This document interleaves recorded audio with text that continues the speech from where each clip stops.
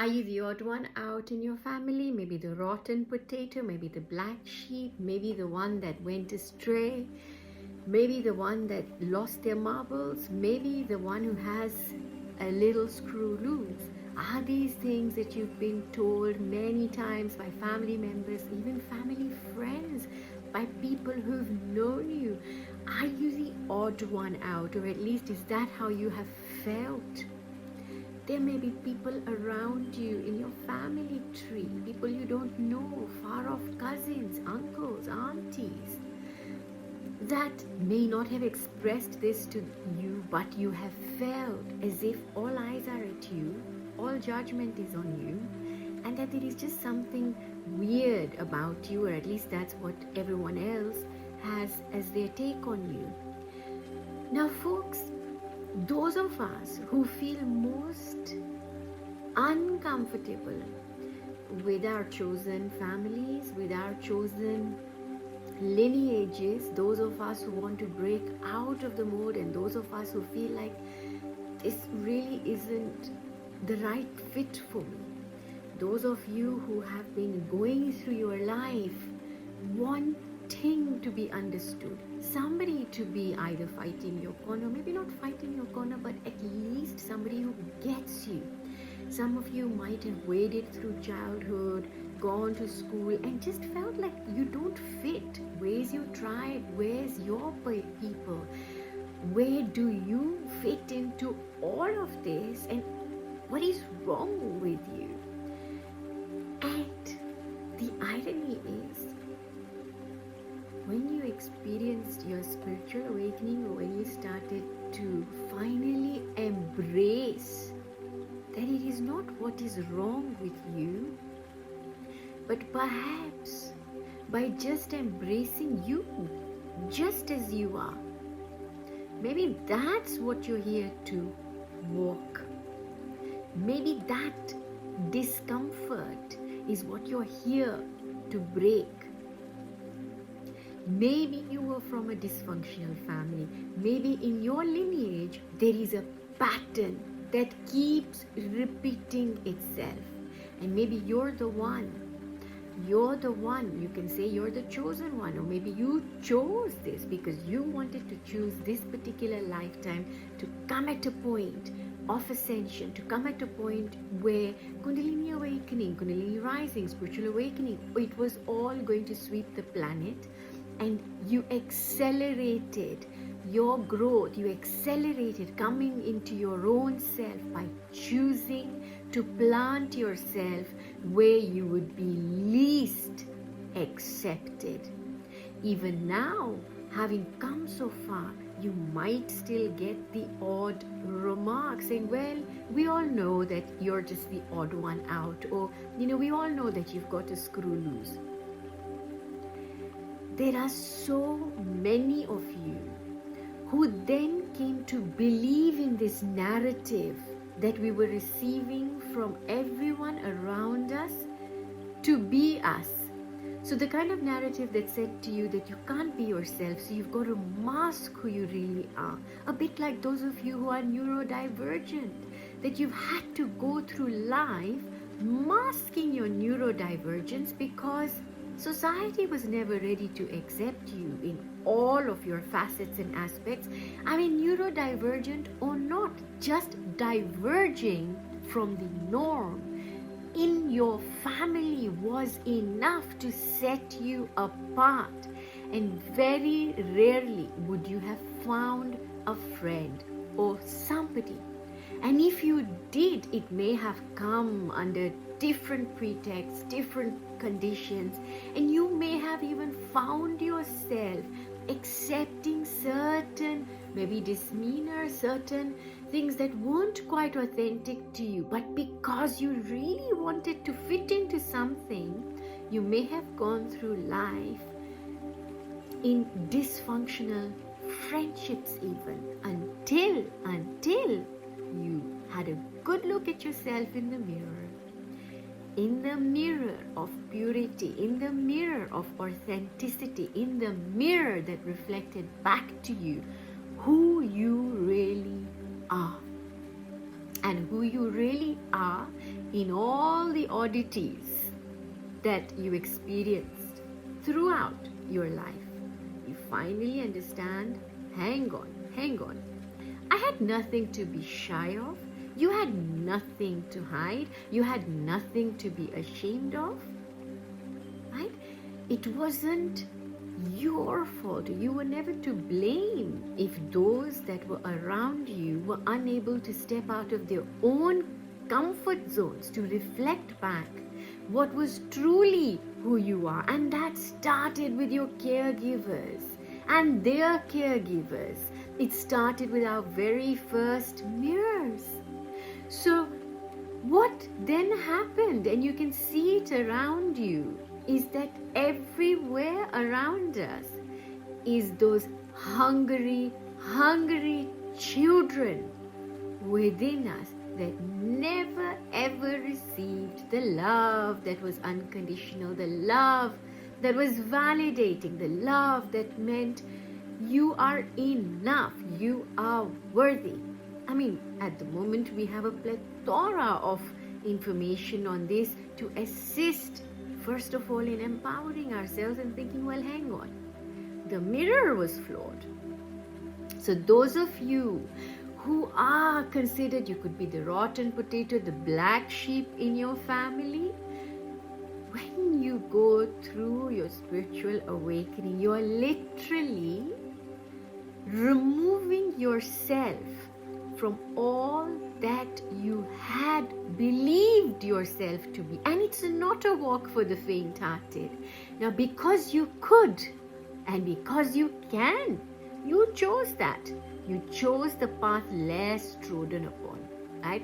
You had all sorts of atrocities, and even if you didn't per se, but you being that odd one, the weirdo of the family, is in fact the most normal and the most extraordinary, if anything, but also very, very ordinary. So when I say ordinary, I mean very normal. In fact, the norm, if there is to be a norm. That divergence is the norm. That diversity is the norm. But however we grew, however you were received, your diversity was never ever accepted. Not only accepted, you were encouraged to mask who you are. And even if the encouragement was not direct, you weren't in an environment where you felt, I can thrive just as I am. So most of you would have gone through escapism, you would have gone through hiding in your own self, you would have decided that maybe it's better I dim my light until you got that call. You got that call, you picked it up, and you decided, you know what? I'm going to come into my own. I'm going to come into my own fully. Now, for some of you who were full of compression would have now experienced spontaneous Kundalini awakenings. You would have experienced spiritual awakenings, giving you the vessel, preparing your vessel for a Kundalini rising. Now, with that, your life became amplified, and you might have found that you were going through horror inside of you and you didn't recognize yourself because, of course, you've not been yourself all this time. Now, those of you who've been in this, you've been chosen, or you have chosen that I am going to heal those before me. If my caregivers were like that, and if this is where the issues are, we're going to go back. So it's not that you're sort of walking back and taking a history of everything. You can talk to your ancestors because they are always within us. Initially, when you're going through the spiritual awakening, when you're going through your Kundalini rising, when you're going through the deconstruction and you're slowly then rebuilding yourself, when you start to walk in your authentic self, you'll feel, hang on, I am not my DNA, I'm not my genes, I'm not my genetic expression, I am none of this, I'm not even my lineage. You may even want to disown them. You may want to completely be rid of all of that. And folks, this is a beautiful part of it, when at that time you wanting to rid yourself of the lineage, you wanting to get rid of the ancestrals, that is a very, very natural and in fact a very necessary process, because that one need in you is going to be the need in you to be you, the need in you to find you, the need in you to actually be there for you and to find out, right? Why am I? Why am I? And who am I at my core? Who am I at my core? Who am I without the conditioned existence? Who am I without the ancestors? Who am I without the patterns? Who am I without the flaws that I saw in the mirror? So when you're slowly revealing yourself to yourself, you are in the process of falling in love. Now, as you do this, a beautiful thing here happens, folks, and this will happen with your own healing. Now, as you're going through this, you finally figure it out that, wow, I'm here to heal my ancestors, and you're not going to be able to heal them if you're still resisting them. So one of the tenets of your healing, one of the things that is going to happen when you're healing is for you to heal them in you, right? And when we heal them inside of ourselves, we are accepting our whole makeup. We're accepting that, okay, my grandfather, my grandmother, this one, that one, all of them are who I am right now. And who I am right now is the one that's just going to set the record straight. So you might have found that maybe your grandmother was highly accomplished and maybe she was emotionally unavailable. There'll be so many things that eventually boil down to one thing, that we are so attached to conditioned existence as being our only reality and identity that we literally cannot see out of the box. And that's why diversity, divergence is a necessary part of human survival, folks, without which we won't be here. So when you've got anyone that is divergent, neurodivergent or not, but just that divergent in your family, and you are the divergent in your family, then know this, that you are an absolute needed necessity in the world right now. Because without you, and without the way that you're able to unbox yourself and then go out of the box and diverge, you're going and diversify, right, and embrace all that you are, we would all stop to exist if it weren't for your divergence. So that is what is needed, is the divergence. Right? And this is who you are. This is who we are.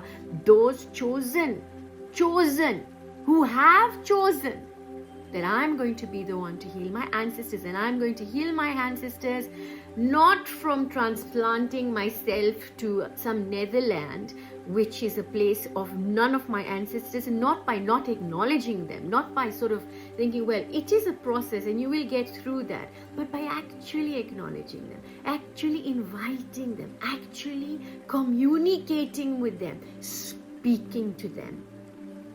To this day, folks, I speak to my grandmother. To this day, I will still receive inspiration from all of them. To this day, folks, this is something that is so part of us, because we don't die. We are always here, right? It's a cycle that keeps going and going and going.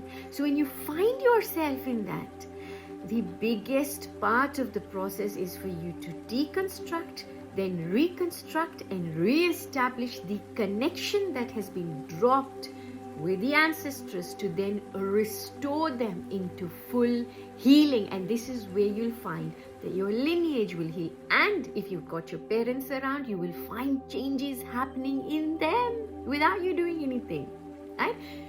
When I say not doing anything, of course you are, because you're going through all of these things. But as you unfold and unravel, you'll find that things are changing in them. Maybe their health is changing. Maybe they're going through a health crisis that suddenly then starts to improve. There are lots and lots of things. We are in a web of connection with each other. We are completely inseparable. You want to talk to your ancestors, they are here. Or your ancestors are here. They are not far away. They are not sort of in the pictures that we put up in our homes. They are here. Talk to them. They're always there. As you heal yourself, as you return to being you, your authentic self, and accepting you just as you are, quirks and all, divergence and all, without wanting to fit into some sort of container, like we just did recently, that you don't want to be contained and you don't want to contain, and neither do you want to be the container. Yeah. So as you empty yourself off, you find that healing that you've come to do is already taking place. So much gratitude to all of you. Carry on with the good work that you're doing, unraveling, unfolding, and getting to know yourself. It takes a lot of guts to walk your true self. Finally, you're there. Lots of love.